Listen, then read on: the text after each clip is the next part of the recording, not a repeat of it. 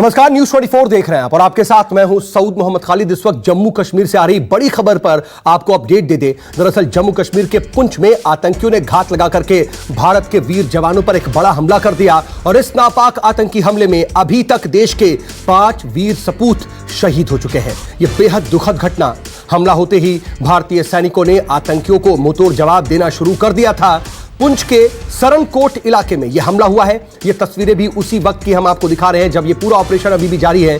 यहां पर अभी भी एनकाउंटर चल रहा है। सेना ने पूरे इलाके को इस वक्त घेर रखा है और आतंकियों पर जबरदस्त कार्रवाई हो रही है। जवाबी कार्रवाई में आतंकियों को भी भारी नुकसान पहुंच रहा है, लेकिन घात लगा करके यह नापाक हरकत की गई जिसमें भारत के 5 वीर सपूत शहीद हो गए। और इस नापाक हरकत पर बीजेपी अध्यक्ष रविंद्र रैना ने क्या कुछ कहा है, जरा आपको वो सुनवाते हैं। भारतीय सेना के जांबाज वीरों ने लगातार जम्मू कश्मीर के अंदर आतंकवादियों पर कड़ा प्रहार किया है।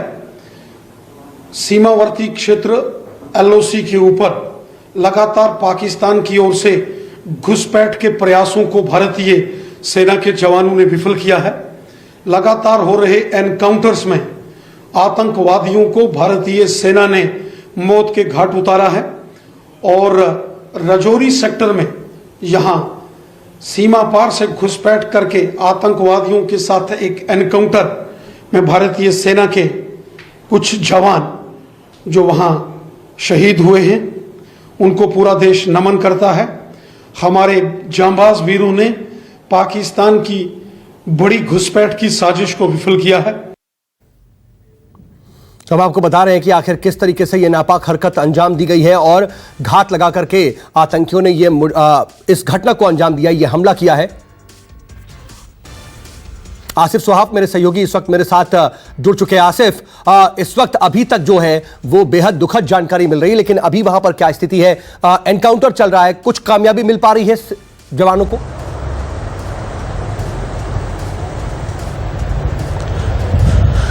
देखिए, अभी तक कोई भी कामयाबी नहीं मिली है, लेकिन जो औपचारिक रूप से पीआरओ जम्मू की तरफ से हमारे पास स्टेटमेंट आया है उसके अनुसार सेना को सूचना मिली थी इस जगह पर मिलिटेंटों के होने की और इसी सूचना के आधार पर यहां पर ऑपरेशन शुरू किया गया था और उसी दौरान जो शुरुआती फायरिंग दोनों के बीच हुई, पुलिस और सेना और मिलिटेंटों के बीच में, उसमें सेना के एक अफसर जेसीओ समेत 4 जवान घायल हो गए थे, जिन्हें हालांकि तुरंत इवैक्यूएट कर हॉस्पिटल पहुंचाया गया, लेकिन उनकी जान चली गई, वो शहीद हो गए सारे 4 जवान और एक जेसीओ अफसर। लेकिन अभी भी यहां पर ऑपरेशन लगातार जारी है, ये कहना है पीआरओ डिफेंस का। और सूत्रों से भी हमें जो जानकारी मिल रही है उसके अनुसार यहां पेट्रोलिंग पर ये जब सर्च ऑपरेशन के लिए जा रही थी सेना की टीम, ठीक उसी समय मिलिटेंटों ने इनके ऊपर निशाना साधा और घात लगाकर हमला किया, फायरिंग की और उसी के चलते ये बड़ी कैजुअल्टी सेना को उठानी पड़ी। हालांकि उसके तुरंत बाद यहां से जवाबी कार्रवाई की गई। अभी भी इलाके में ऑपरेशन चल रहा है, लेकिन जो सोर्सेज से हमें खबर मिल रही है कि मिलिटेंट शायद यहां से दूसरी जगह शिफ्ट होने में कामयाब हो गए हैं, लेकिन एक बड़े इलाके को यहां पर घेर लिया गया है और लगातार बड़े स्तर पर ऑपरेशन सेना द्वारा चलाया जा रहा है। और प्रशासन की तरफ से, सरकार की तरफ से और सीधे राज्यपाल की तरफ से ये बात बार बार कही जा रही है कि बिल्कुल सख्ती बरती जाएगी, मुंहतोड़ जवाब दिया जाएगा, लेकिन आतंकी लगातार बाज नहीं आ रहे हैं। मैं आऊंगा पंकज, भी मेरे साथ मेरे सहयोगी जुड़ चुके हैं। पंकज, क्या इस वक्त आतंकियों की पोजीशनिंग के बारे में कोई जानकारी मिल पा रही है? पूरा आखिर वहां पर जो मामला है वो है क्या? किस तरह से उनको घेरने की कोशिश हो रही है?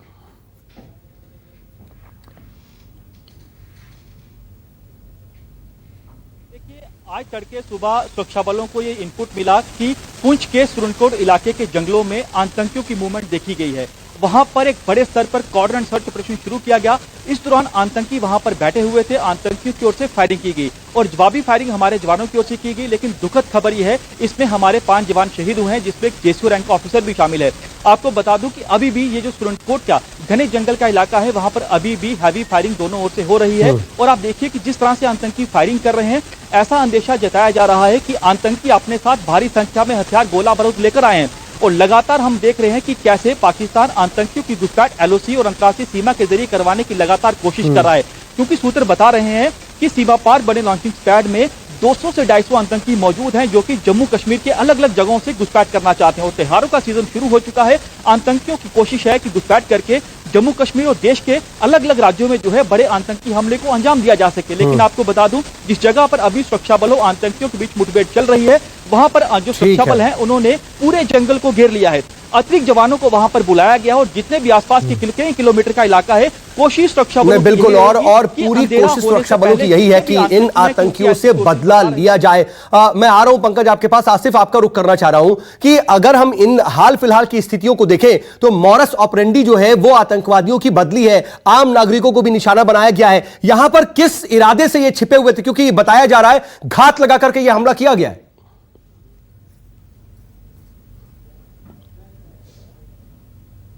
जी बिल्कुल, यहाँ पर जो हमें सूचना मिल रही है सोर्सेज के हवाले से, हालांकि काफी सारी जानकारियां सामने आ रही है। उसके अनुसार ये एक मिलिटेंटों का ग्रुप है जो पहले ही कामयाब हो गया था घुसपैठ करने में, और घुसपैठ करने के बाद ये इस इलाके में मौजूद थे जो एलओसी के बिल्कुल बेहद ही करीब का इलाका है। और जाहिर सी बात है, घुसपैठ की खबर के बाद सेना को भी इनके बारे में खुफिया इनपुट मिले होंगे कि मिलिटेंट यहाँ इस इलाके में देखे गए हैं, और उसी के आधार पर जिस प्रकार से सेना ने औपचारिक रूप से भी कहा है कि एक इंटेलिजेंस बेस्ड उन्होंने ऑपरेशन शुरू किया था, तो उसी खुफिया सूचना के आधार पर यहां पर सेना की तरफ से ऑपरेशन शुरू किया गया था। लेकिन जैसे ही ऑपरेशन के दौरान सर्च पार्टियां आगे चल रही थी, ठीक उसी समय मिलिटेंट यहां पर छुपे हुए थे। उन्हें भी शायद आभास हो गया था यहां पे फोर्सेज के आने का, सेना के सर्च ऑपरेशन का, और उसी समय उन्होंने घात लगाकर हमला किया, गोलीबारी की सेना के जवानों के ऊपर, जिसके चलते ये बड़ी कैजुअलिटी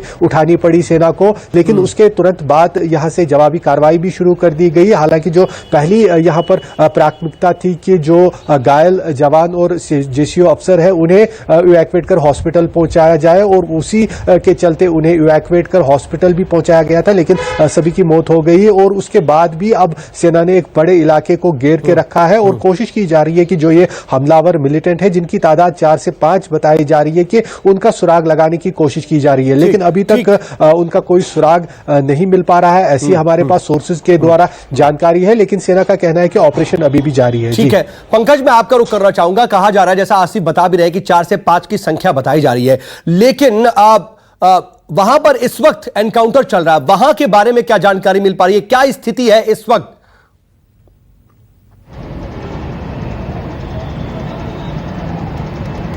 देखिए, अभी जो मौजूदा हालात हैं, आपको बता दूं कि ये सुबह तड़के का मामला है, तब से लेके अभी तक लगातार वहां पर जो ऑपरेशन है वो चल रहा है, हैवी फायरिंग जो है वो हो रही है। और जैसे मैंने पहले बताया कि आतंकी अपने साथ भारी संख्या में हथियार, गोला बारूद लेकर आए हैं। लगातार आतंकियों की ओर से फायरिंग हो रही है, क्योंकि घने जंगल का इलाका है, इसीलिए वहां पर सुरक्षा बलों के लिए बेहद चुनौतियां हैं। लेकिन आपको बता दूं कि बाकायदा आसमान से भी, हेलीकॉप्टर से भी, ड्रोन से भी, कैमरे के जरिए आतंकियों की मूवमेंट पर नजर रखी जा रही है। कोशिश रहेगी यही सुरक्षा बलों की कि आतंकी यहां से भाग ना जाए, अगर भागते हैं तो कहीं रिहायशी इलाके में ना चला जाए, सेना के कैंप पे ना कुछ कर दें।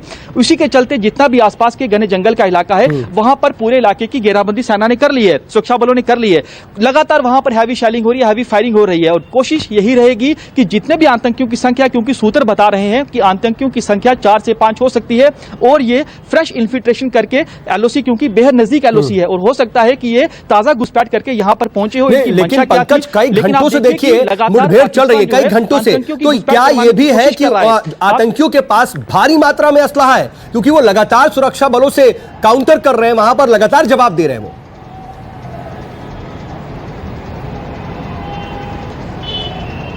जी बिल्कुल, देखिए, आतंकी अपने साथ बेहद ज्यादा मात्रा में हथियार, गोला बारूद लेकर आए हैं। और यह भी हो सकता है कि आप देखिए कि अगर आतंकी घुसपैठ कर आते हैं, इनका रूट क्या था, ये कहां जा रहे थे। हो सकता है कि आतंकियों तक, क्योंकि ज्यादा संख्या में हथियार लेकर आए हैं, गोला बारूद लेकर आए। नमस्कार, मैं हूं मानक गुप्ता। अगर आपको हमारा ये वीडियो पसंद आया हो तो इसे लाइक और शेयर जरूर करें, और हां, हमें सब्सक्राइब और फॉलो करना ना भूलें, ताकि आप देश और दुनिया की कोई खबर मिस ना करें। तो जुड़े रहिए हमारे साथ और देखते रहिए न्यूज़ 24।